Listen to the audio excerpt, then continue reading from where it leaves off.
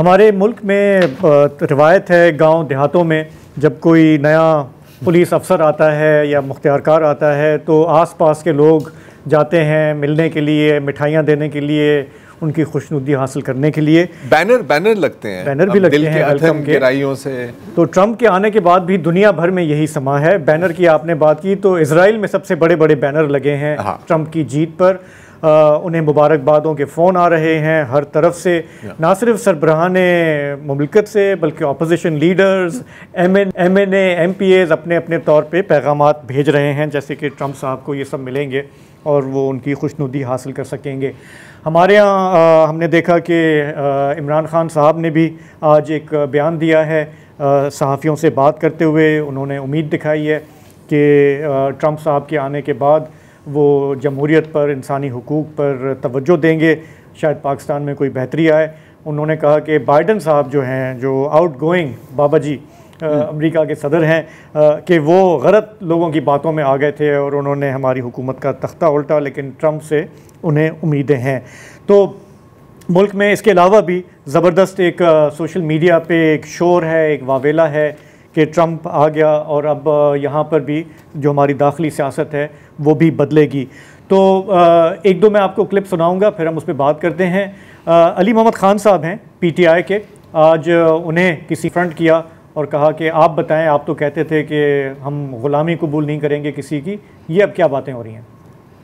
Trump साहब से एक अच्छा ताल्लुक खान का था, लेकिन ये समझ लेना कि ट्रंप साहब उधर से फ़ोन करेंगे और कहेंगे कि इमरान खान को निकालिए, ये अलिफ लैला की कहानियाँ तो नहीं। स्टेट टू स्टेट रिलेशंस हैं, वो कोई इस तरह इंटरफेरेंस तो थोड़ी। लेकिन एक चीज़ है कि जो बाइडन के नीचे रजीम चेंज हुई और ट्रंप के साथ इमरान खान साहब की हुकूमत के अच्छे ताल्लुकात थे, तो ये एक एक्सपेक्टेशन है कि ट्रंप एडमिनिस्ट्रेशन के आने के बाद वो एक न्यूट्रल पोजीशन लेंगे। खान साहब ने ये लफ्ज़ किया कि गैर जानिबदार रहेंगे। तो बाकी हमें अपने रब पे जो है वो यकीन है। जी, कदरन बैलेंस बात है, कदरन बैलेंस बात की है। अच्छा, एक जो डिसबैलेंस बात सामने आ रही है वो आ रही है जुल्फी बुखारी की तरफ से। अच्छा, वो लंदन में रहते हैं, उन्होंने बिल्कुल ऐलान कर दिया कि मैं जा रहा हूँ वाशिंगटन, वहाँ पे मैं ट्रंप की टीम से मुलाकात करूँगा और उनके फैमिली मेम्बर्स मेरे अच्छे दोस्त हैं, मेरे ज़ाती दोस्त हैं, मैं वहाँ पे लॉबी करूँगा, हम खान साहब की जो रिहाई है वो यकीनी बनाएंगे।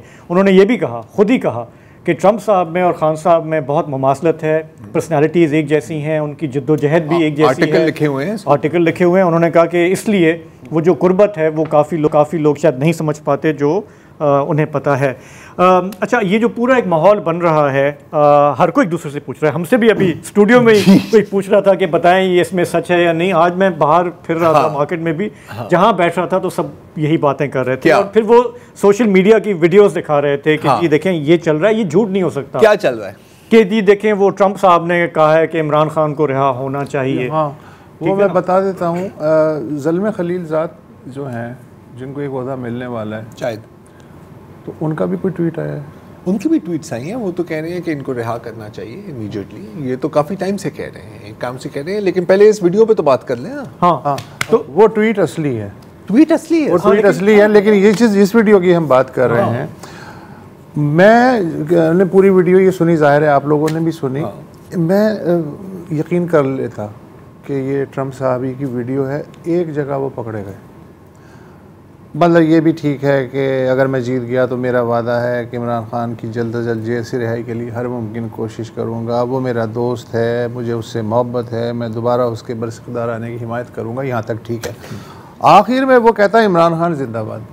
हाँ, ये थोड़ा ज़्यादा हो गया। हाँ, कुछ ज़्यादा हो गया। यानी मुझे ऐसा लगा कि 2016-2017 की वीडियो है शायद, जिसके ऊपर डबिंग की गई है। मैं अर्ज़ कर सर प्लीज़ सर, मैं अर्ज़ कर सर, मैं खामोश।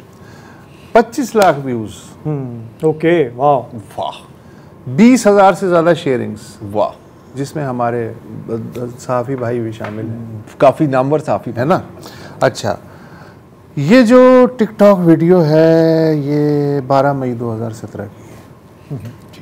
NBC यूट्यूब चैनल था, उसने ट्रंप साहब से खुसूसी इंटरव्यू लिया और कोई 2 दिन पहले उन्होंने FBI के डायरेक्टर थे जेम्स कॉमी साहब, उनको अचानक से बजरिया ट्वीट ही बरतरफ कर दी। जी।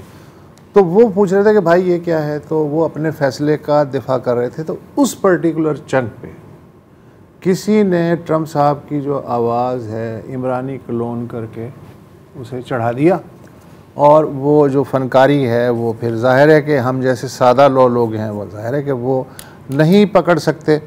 अच्छा, मैं ये जानना चाह रहा हूँ कि प्रैक्टिकली स्पीकिंग वाशिंगटन में खान की लॉबी पाकिस्तानी इस्टेब्लिशमेंट की लॉबी से ज़्यादा फ़ाल है 100% प्रैक्टिकली। बिल्कुल। उसका सबूत ये है कि पिछले महीने उन्होंने 62 अरकान कांग्रेस जो कि डेमोक्रेट्स थे उनसे ख़त लिखवा लिया बाइडन के नाम कि भाई इसकी रिहाई के लिए आप अपना असर इस्तेमाल करें।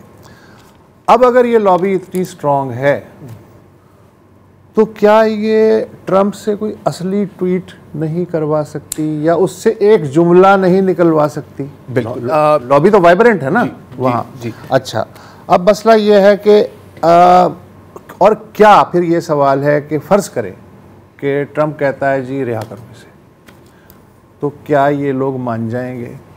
अब 3 ऑप्शन है इनके पास।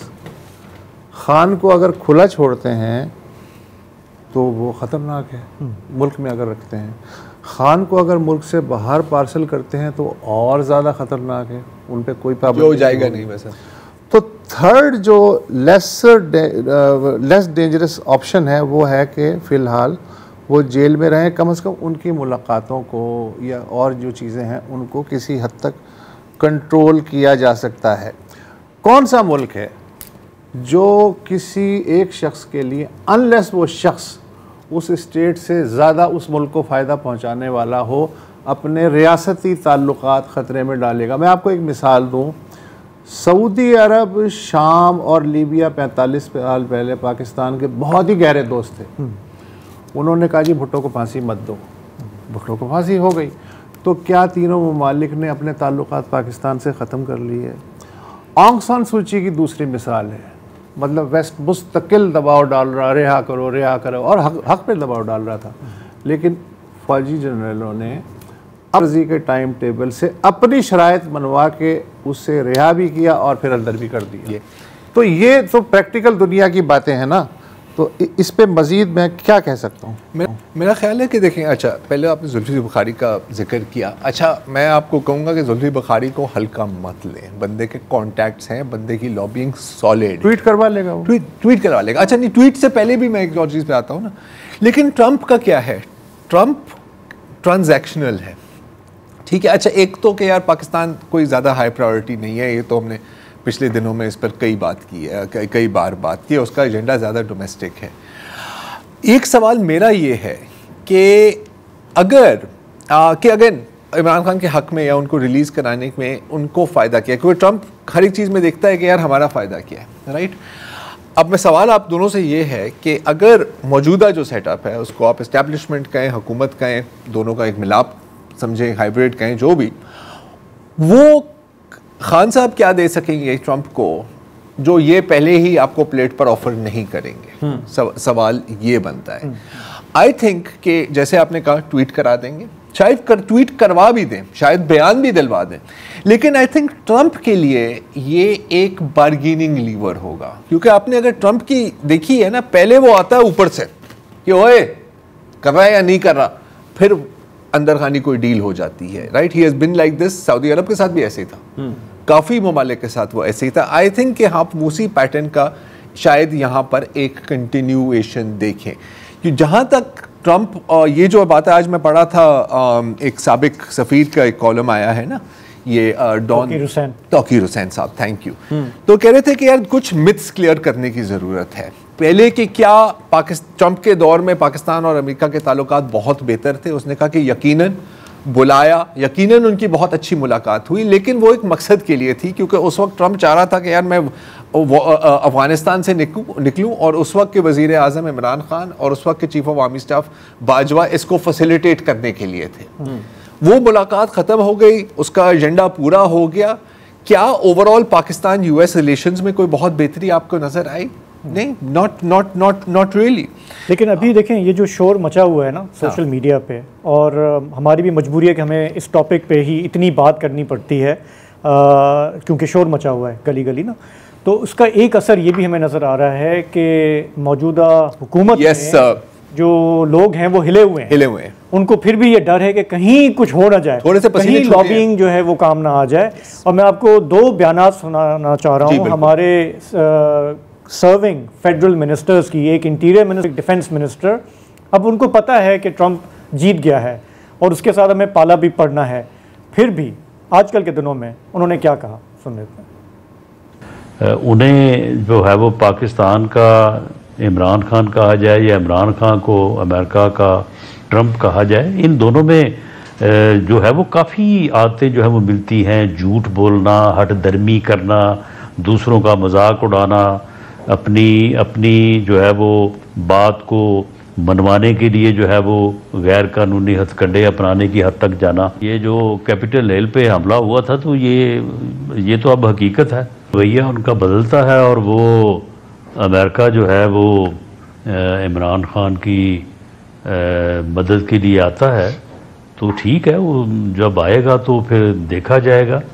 अगर मरियम कह रही है या मैं कह रहा हूं तो मैं no different from people in America. वो भी कह रहे थे कि भाई ये जमहूरियत के ऊपर हमला है और वो किया उन्होंने। उसके बावजूद आज जो है डोनाल्ड ट्रंप साहब को अगर इलेक्ट कर लेती है वहां की आवाम जो है तो हम उसका रिस्पेक्ट करते हैं, ये उनकी चॉइस है। और हम एज ए कंट्री जो है उम्मीद करेंगे कि हम उनके साथ मिलकर काम कर सकते हैं। लेकिन उस चीज को डिनाई नहीं किया जा सकता।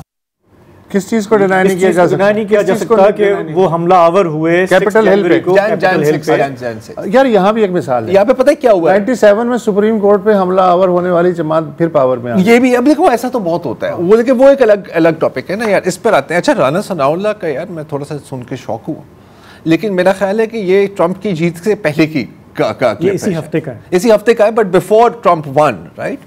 अच्छा, अब आप देखें तो तकरीबन अब आप एहसन इकबाल को भी इसमें शामिल कर दें, बड़े लोगों को आप इसमें शामिल कर दें। एहसन इकबाल साहब ने बड़ी ट्वीटें की हैं, हाँ, कि यार हमारे यहाँ भी एक ट्रंप है और उसने भी ऐसे किया था और ये। और आजकल ये सोशल मीडिया पर काफ़ी वायरल एक स्क्रीनशॉट है, क्योंकि स्क्रीन आगे तो किसी ने कुछ देखना नहीं होता ना, कि इन्होंने अपनी सारी ट्वीटें डिलीट कर दी हैं। तो बड़ा आसान होता है चेक करना। आप जाएं एहसन इकबाल के ट्विटर अकाउंट पर, आप सर्च बटन दबाएं, आप ट्रंप लिखें, कोई ट्वीट डिलीट नहीं हुई। जब तक मैंने चेक किया था कोई घंटा डेढ़ पहले कोई ट्वीट डिलीट नहीं हुई। लेकिन अगेन अच्छा, मेरे हिसाब से अगेन इसका कोई फर्क नहीं पड़ता, नहीं कोई ज्यादा नहीं। देखें, याद रखें, मोदी साहब जब गुजरात में फसादात करा रहे थे तो वेस्ट ने उनका बाइकॉट किया था। फिर जब वो प्राइम मिनिस्टर बन गए तो रेड कार्पेट उनको वीजा नहीं लिया था। उसके बाद हमने देखा कि बाबा जी बाइडन ने कहा MBS के लिए, जब खशोगी का मर्डर हुआ, कि ये बुचर है, ऐसा पराया बना दूंगा, ये करूंगा। फिर आप सऊदी अरब के साथ आप बैठे हुए थे। तो पॉलिटिशियंस चाहे हमारे मुल्क के अपने हों, हम जब कहते हैं ना कि जी वो आज दोस्त बन गए, कल एक दूसरे को भला भला कह रहे थे, हम तो मीडिया में इसको पीटते रहते हैं, कोई फर्क नहीं पड़ता। बच्चों वाली बात इंटरनेशनल लेवल पे भी और ट्रंप जैसी शख्सियत जो दूसरों के साथ बदतहजीबी करती हैं फ्रीक्वेंटली, कोई फर्क नहीं पड़ता। अली मोहम्मद साहब, लेकिन मुझे सिर्फ ये था कि अभी जबकि ये इलेक्शन हो गया, he is now the reality, sitting ministers को तो ख्याल करना चाहिए। मतलब आप बतौर तज्जिया नगार, सहाफ़ी, व्हाटएवर आप कह लें, चलें, कोई फ़र्क नहीं पड़ता, बट आपको you will have to deal with him, तो उसमें आप फिर थोड़ा सा एहतियात करते हैं। इंटरेस्टिंग बात मैं आपको बताऊं, आपने कहा ना कि बड़ी लोगों ने बड़ी ट्वीटें की है, तो जो अभी मौजूदा UK के जो वज़ीर ख़ारजा हैं डेविड लैमी साहब, उनकी भी 2016 की ट्वीट लोगों ने निकाली हुई है कि अगर ट्रंप आया मेरे मुल्क में तो मैं भी मुजाहरा करूंगा, ये नाटजी है। आज उसको देखें तो कहते हैं sir Trump we look forward to continuing our relationship with you. Trump को भी पता है यार, ट्रंप की क्या 1000 ट्वीटें नहीं है हर एक बंदे के बारे में। हाँ, तो ये चीजें मैटर नहीं करती हैं। जब आप एक चीज, लेकिन जो आपने पहले कहा था ना ये शाहजेब, कि थोड़ी सी उनकी टेंशन है। अच्छा, एक चीज आपको आप ये भी देखें कि जो सारी जो कानूनी कार्रवाइयाँ हुई है ना, 26वीं तरमीम, एक्सटेंशन फ्रॉम 3 to 5 +5 वगैरह वगैरह वगैरह, ये सब कुछ इन लोगों ने निपटा दिया है अमेरिकन इलेक्शन से पहले। अब मुझे नहीं पता कि ये शायद एक वजह थी या नहीं थी, मुझे लगता है कि शायद थी कि यार जो भी काम करना है ना यार, आगे का हमें नहीं पता, पक्का कर लो, अभी कर लो। I think this was more driven by ये जो चीफ जस्टिस का मामला था ना, ये भी है, फायजी साहब का रिटायरमेंट है, उससे पहले हमें करना है।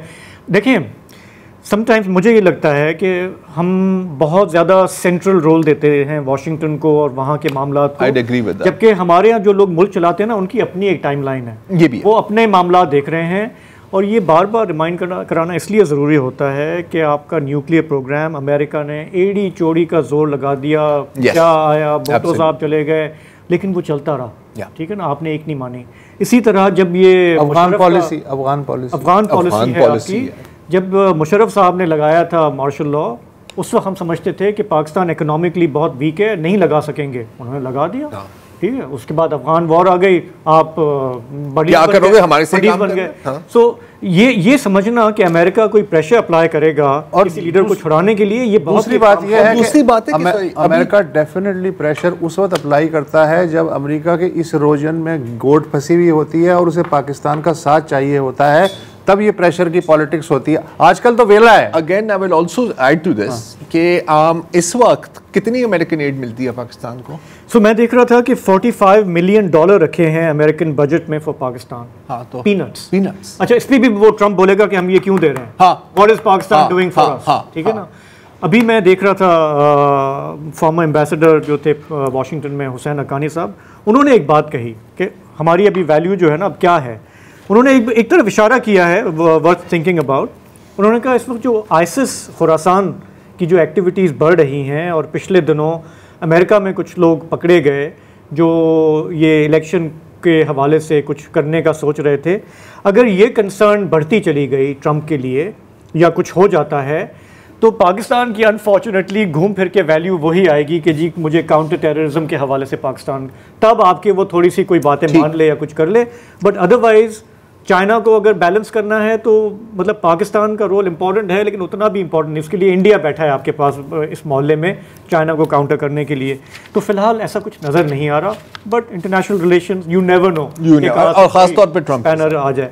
ट्रम्प की जीत में इंटरनेशनल लेवल पे जितने वादे किए जाते हैं उनसे ज़्यादा जो अंदरूनी तौर पे आवाम से और जो भी महंगाई से तंग आए हुए आवाम हैं उनसे जो वादे किए गए, उन्होंने ज़ाहिर है कि इस इंतखाबात में इन वादों ने, इन ख्वाबों ने फ़ैसला कुन किरदार अदा किया। कल हम सारा वक्त ये बहस करते रहे कि जी अरबपति ट्रम्प को वर्किंग क्लास ने क्यों जितवाया, अधेड़ उम्र सफ़ेद फार्म मर्दों के अलावा सफ़ेद फार्म औरतों का वोट इतना ज़्यादा कैसे मिल गया, फिर जो लैटिनो हैं, ब्लैक्स हैं 50% लैटिनो, उन्होंने क्यों वोट दे दिया। हालांकि ट्रम्प ने पिछले जो दौरे सदारत है उसमें जो बालाई तबके हैं या अशराफिया, उन पे तो टैक्स का कोई बोझ नहीं बढ़ाया था, और मईशत पता नहीं बेहतर होनी थी या नहीं होनी थी। बीच में कोविड आ गया तो उससे यही नहीं पता चला कि ट्रम्प की माशी पॉलिसी कितनी इफ़ेक्टिव है।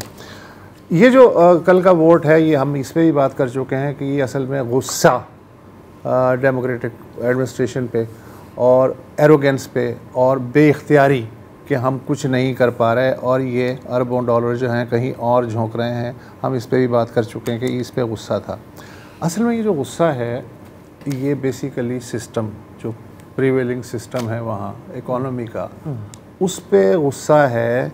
लेकिन होता ये है कि वो जो गुस्सा है उसे बहुत चालाकी से सिस्टम की बजाय शख्सियात की तरफ मोड़ दिया जाता है। मसलन ये ट्रम्प की वजह से हुआ है, ये बाइडन की वजह से हुआ है, ये ओबामा की वजह से हुआ है। अच्छा, अगर इससे काम ना चले तो फिर दूसरे आइटम लाए जाते हैं। तारकीन वतन जो हैं हमारा खून चूस रहे हैं, और ये जो नॉन वाइट्स हैं असल में मसला इनका सारा है। बैरूनी दुश्मन जो अमेरिका को ग्रेट नहीं देखना चाहते, ये उनकी वजह से हम जो हैं एक जगह जुमूत का शिकार हो गए। अगर इससे भी काम नहीं चलता तो फिर ये जो बदहाल बेहाली है उसको सुनहरे माजी से बदलने का ख्वाब बेचा जाता है। अच्छा, ये कोई नई स्ट्रेटजी नहीं है, मगर वोटर इस जाल में नहीं फंसेगा, उसमें फंस जाएगा, उसमें नहीं फंसेगा, उसमें फंस जाएगा। जाल बड़ा ज़बरदस्त है। अब जैसे मेक अमेरिका ग्रेट अगेन, यार अमेरिका सेकेंड वर्ल्ड वॉर के बाद कब ग्रेट नहीं था, किसकी नाक में उसने दम नहीं किया। तो ये जो एब्स्ट्रैक्ट नारा अब लगाया, और ये एब्स्ट्रैक्ट नारा बेचा उसने कामयाबी से। एब्स्ट्रैक्ट नारे कैसे बेचा? ये बिल्कुल ऐसे बेचा है जिस तरह राम राज बेचा गया इंडिया में। वो फर्मा एक ही होता है, सिर्फ लफ्जियात बदल जाते हैं। जैसे मुसोलिनी ने ग्लोरी ऑफ रोमन एम्पायर का नारा बेचा कि हम जो है उस तरफ जा रहे हैं। जैसे हिटलर ने एरियन सुपरमेसी का नारा जो है वो बेचा है। अच्छा, सहूनियत ने जूडिया और समारिया का ख्वाब दिखाया है, उन्होंने यहूदियों को जो है ग्लू करके रखा हुआ है। और पाकिस्तान में मुसलमानों का सुनहरा दौर, कौन सा दौर है ये नहीं पता, लेकिन वो सुनहरा दौर, वो नशत सानिया, वो जो उरूज है, हम उसकी तरफ जाने की पूरी कोशिश कर रहे हैं। तो ये जो है मंजन हर मुल्क में, हर समाज में आज तक तीर बाहदफ है। अगर मैं एक बहुत ही सिंपल सी बात कर रहा हूँ, आप चाहें तो हंस भी सकते हैं, कि मेरा ये ख्याल है कि अगर अमेरिका दुनिया के मामलात में खामखा की टांग अड़ाना छोड़ दे तो फिर थोड़ा सा पैसा इतना बच जाएगा कि वो अपनी जो लोअर क्लास है उसको, उसकी तो थोड़ी, ट्रम्प यही तो कह रहा है, अश्कशोई कह रहा है, करेगा नहीं, कह रहा है। क्यों नहीं होगा? इसलिए नहीं होगा कि ट्रम्प के साथ मिलिट्री इंडस्ट्रियल कॉम्प्लेक्स ने भी तो पैसा लगाया हुआ है, ऑयल लॉबी का भी तो पैसा चलेगा, वो जो माहौलियात के जो कवानीन हैं उनकी ऐसी तैसी करने पे तुला हुआ है, मल्टी नेशनल कॉरपोरेशंस, फूड का जो पूरा जो है वो सिस्टम है। फिर ये है कि सुपर पावर हैं, आइसोलेशन बहुत अच्छा है कि जी अमेरिका फर्स्ट, बहुत अच्छी बात, लेकिन मसला ये है कि चौधराहट का जो शौक है ना, शौक, वो उसको कैसे आप अपनी बॉडी से, पॉलिटिकल बॉडी से, नेशनल बॉडी से विड्रॉ कर सकते हैं। और फिर अगर फ़र्ज़ करें, अगर प्रैक्टिकली कहें जी हम 19वीं सेंचुरी का अमेरिका बन रहे हैं, हमारा कोई लेना देना नहीं यूरोप, अमेरिका, एशिया से, मगर फिर वो वसाइल साउथ के, उन पे दूसरे जो हैं वो नज़रें गाड़ लेंगे, उन पे, उनको भी काबू में करना ज़रूरी है। तो ये घन चक्कर ऐसे ही चलता रहेगा, वोटर इसी तरह फंसता रहेगा और ये चमन यूं ही रहेगा, मुझे ऐसा लग रहा है। 388 यूएस बेसेस हैं, यस, दुनिया भर। हाँ सर, यूएस मिलिट्री एक मतलब मुल्क के मुकाबिल है, in fact I think world's 4th biggest polluter भी है, सिर्फ यूएस मिलिट्री, यूएस की बात नहीं कर रहा मैं, सिर्फ यूएस मिलिट्री। जहाँ तक ये बात है, मैं थोड़ा सा पाकिस्तान के साथ भी रिलेट करना चाह रहा हूँ। देखें, बाइडन का क्या था, वो दिखाता था यार आज़ादोशुमार, ये देखें यार जॉब नंबर्स कितने बेहतर हो गए हैं, देखें इन्फ्लेशन की रेट काबू में आ रही है, थोड़ी सुनी सुनाई बात लगती होगी, देखें टैक्सेशन में ये हो रहा है। ग्राउंड पर लोग क्या देख रहे थे यार? ग्राउंड पर लोगों ने देखा है कि यार 2020 से हमारी जो ग्रोसरी का बिल है वो 40% बढ़ गया। हाँ। अब जैसे पाकिस्तान में आप देखिए ना, अब ये अच्छा, ये हकीकत भी है, ठीक है, इन्फ्लेशन रेट नीचे आई है, स्टॉक मार्केट पागलों की तरह ऊपर जा रही है, ठीक है, इन्फ्लेशन रेट कम हुई है, इन्फ्लेशन कम नहीं हुई, इन्फ्लेशन रेट कम हुई है। अच्छा, ये सारी चीज़ें आज़ादोशुमार लेके आप जाएं बाजार में, हाँ, और आप लोगों से पूछें, सब रो रहे हैं, क्या कहेंगे वो? सब रो रहे हैं, सब रो रहे हैं ना, गालियां देंगे आपको कि यार आप पागल हो। मैंने कहा यार इंटरेस्ट रेट कम हो रहा है, थोड़ा सा इन्फ्लेशन नीचे आया है, थोड़ा सा बेहतर, लीस्ट इंटरेस्टेड, वो कह रहे नहीं, कहते हैं कारोबार ठप है 2-2.5 साल से। मैंने कहा कब बेहतर था? जब खान साहब हुकूमत में थे सर, और उससे पहले जब मुशर्रफ की हुकूमत थी। ये मार्केट में आपको यही सुनना, मुशर्रफ के सुनहरी दौर की बातें की जाती है, जैसे एक वक्त पे लोग अयूब खान की सुनहरी दौर की बात करते थे। तो ये है, मगर यार ये बिकता है और हम खरीदते हैं, ये बिकता है, यही बिकता है, यही जमहूरियत का हुस्न है sir. Yes we can, yes we can what बस नहीं, यस वी कैन नहीं, इस पे तो फंस गया ओबामा। एक फिल्म थी ना, उसमें वो उसकी कन्वेंशन में तस्वीर दिखा रहे हैं और वो नारा उसका वही था, यस वी कैन। पूछ रहा है कि दूसरे से कि ये क्या कह रहा है, उसने कहा ये कह रहा है कि हम कर सकते हैं। तो कहने लगा अच्छा, कर तो हम भी सकते हैं। तो यस वी कैन